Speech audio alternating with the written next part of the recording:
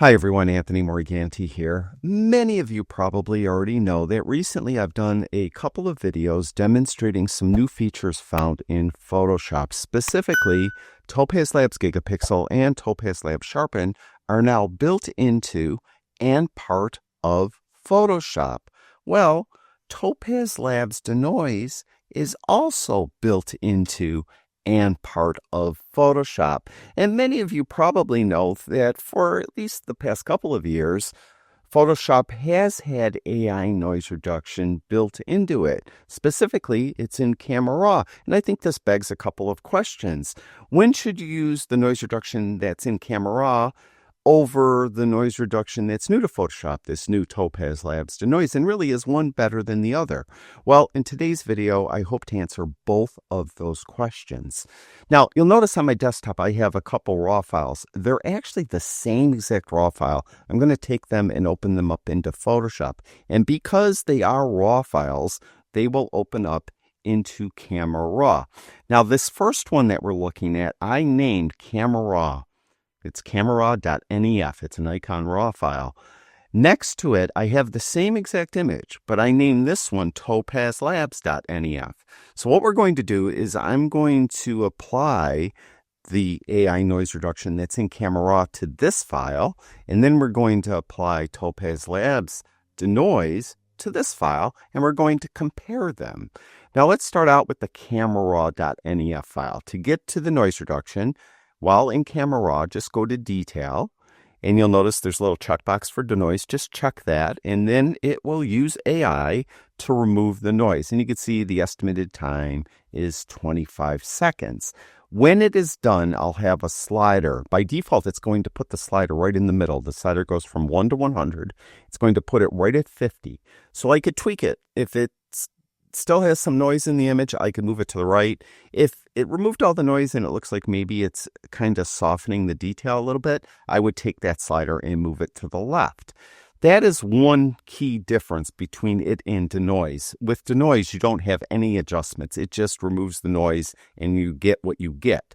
Now, as I mentioned, it removed the noise. I have this little magnifier. We'll zoom in, and you can see there's still some noise in there. So what we're going to do is we're going to take the slider and move it to the right.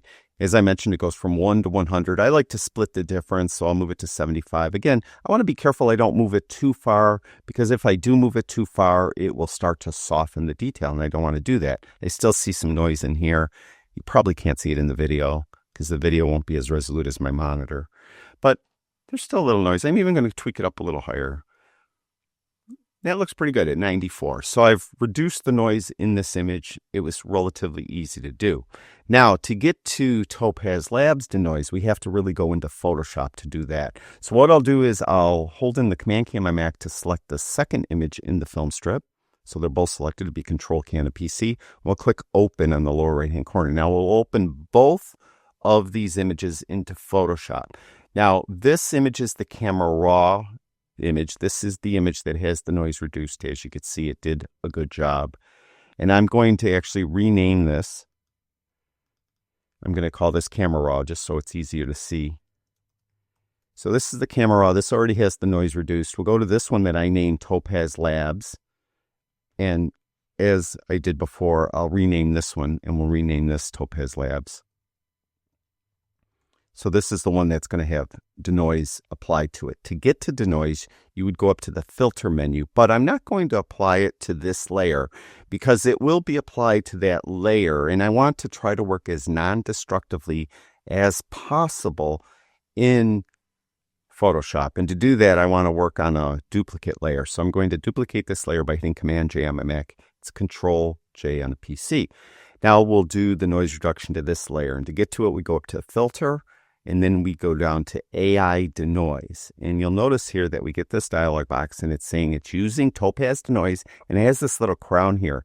That's indicating that not only is it going to be using some of your generative credits, it's going to be using premium generative credits. So it's going to use more than normal. At the end of the video, I'll talk about exactly how many generative credits it will be using in order to reduce noise in this image. It says it's a partner model, and it's reducing noise while recovering detail in low light photos. It's curious it says that. It works in any photo, not just low light photos. So we'll click denoise. And my experience, I've been playing around with this. It takes a little longer than the AI denoise that is in Camera Raw, whereas that took, it said 25 seconds. Whether or not it took 25 seconds or not is debatable, but it said 25 seconds. This tends to take maybe 10 seconds longer than that. And you'll notice it will reduce the noise. And then what we'll do is I'll bring the other image over to this screen, and then we could A/B them to each other, and you could determine for yourself which one is better, at least on this specific raw file, because it may vary from different scenes and different ISOs and maybe even different cameras. I actually have done videos in the past where I demonstrated some of the AI noise reduction softwares that are available. Some worked better on specific raw files compared to others. So with that said, we're done. And if we zoom in, you can see there's still a little noise here.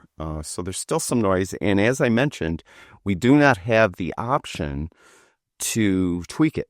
There's no ability to do any adjustments. Now, obviously, if you own Topaz Labs Denoise, you know that it is really a full-featured software package. You have a lot of different noise reduction models to choose from. You have a lot of different recovery models.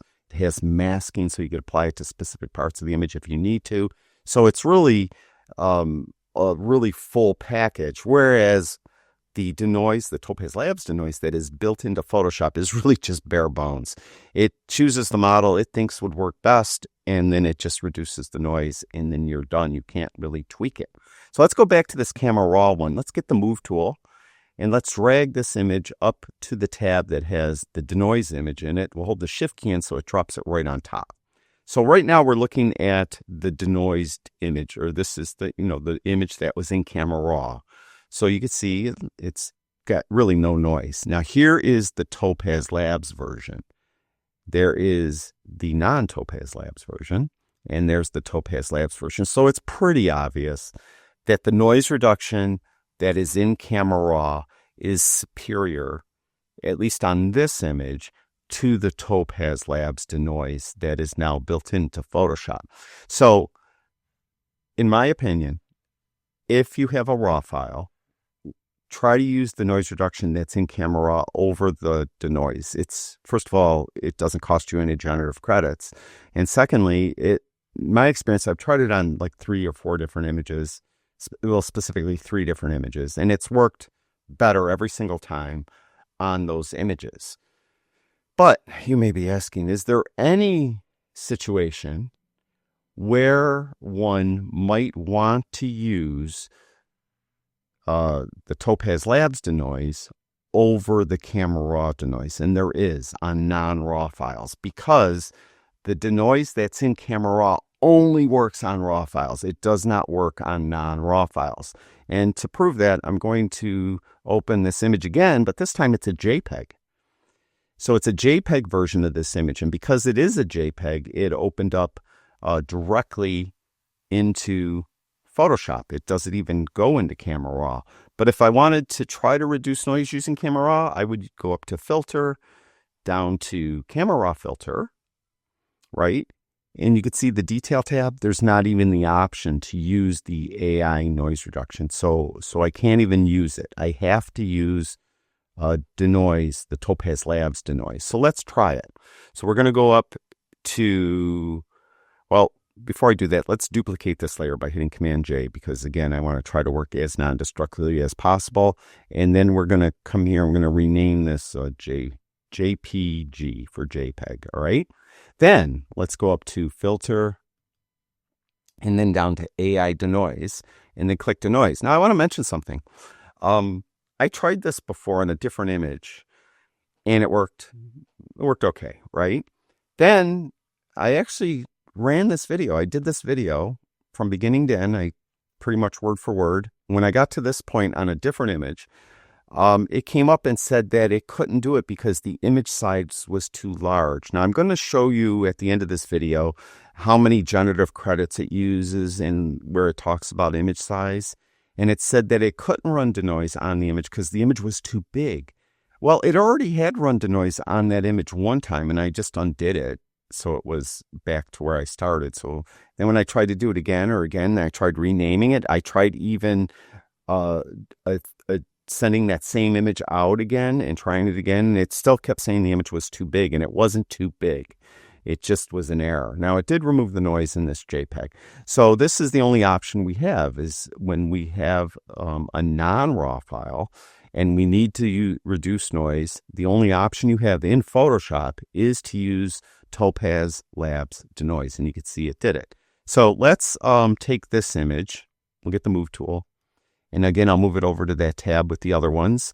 I'll hold the Shift key down so it goes right on top. Okay, so it's right on top, and this is the JPEG version of the image. And what we'll do is we'll again zoom in. We'll get a good look at the eagle's face and the background. So this is the JPEG version of the image. This is the Camera Raw version of the image. And this is the Topaz Labs version on the RAW file. That is the worst one, actually, the Topaz Labs version on the RAW file. The version on the JPEG, in my opinion, is a little better, tiny bit better, but you can see the difference. So the bottom line is, if possible, use the noise reduction that's in Camera Raw. Again, it will only work on RAW files. And if you have a non-RAW file, your only option, if you want to use noise reduction in Photoshop, is to use, an AI noise reduction, is to use Denoise, Topaz Labs Denoise in Photoshop. And hopefully that answered anyone's question.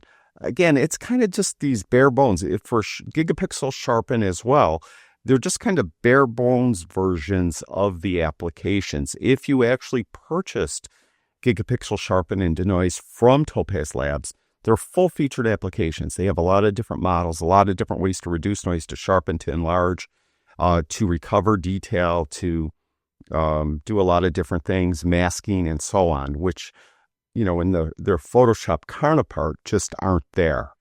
Now, I mentioned that I talk about the sizes and how many generative credits it actually uses. In the description below this video, I'll have a link to this web page. If you scroll down towards the middle of the web page, you'll notice towards the bottom it has Topaz Labs Gigapixel, Sharpen, and Denoise. If your image is up to 25 megapixels, it's going to use 10 credits. If it's above that, up to 56 megapixels, it will use 20 credits. And that's where I mentioned it came up with that error on the one image saying it was too big, meaning and it said it's above 56 megapixels, and it wasn't. It's very easy to figure out what size your image is in megapixels. If you go to the lower left-hand corner of the image, you should see the image size right here. If you don't, click this little right-hand facing arrow and go and make sure it's on Document Dimensions. And when you do, you'll see that you have the dimensions here. For this image, it's 5568 by 3712. And the way you would figure out the actual size of the image in megapixels is you would multiply those numbers together, and you'll get the size of your image in pixels. Then divide that number by 1 million, and then the number you have there is the size of your image in megapixels. And for this image, it's 20.66 megapixels. This was shot with a crop sensor camera. Also, if you didn't crop the image at all, and you know the megapixel size of your camera, then it's the same. So if you have a full frame camera and it's 48 megapixels, well, and you didn't crop the image, you're going to have a 48 megapixel image. That's what you get. So hopefully that helps, and you know what you're spending with these generative credits and so on and so forth. And again, with your Adobe subscription, you get so many generative credits every month. If you use them all up, you can purchase more if you need to. But in the case of Denoise, I don't think you need to buy any, because I don't think it really works that well in Photoshop. That's my opinion. I'd like to hear your opinion. Let me know in the comments below. Thank you, everyone who watches my videos. I really do appreciate it. I'll talk to you guys soon.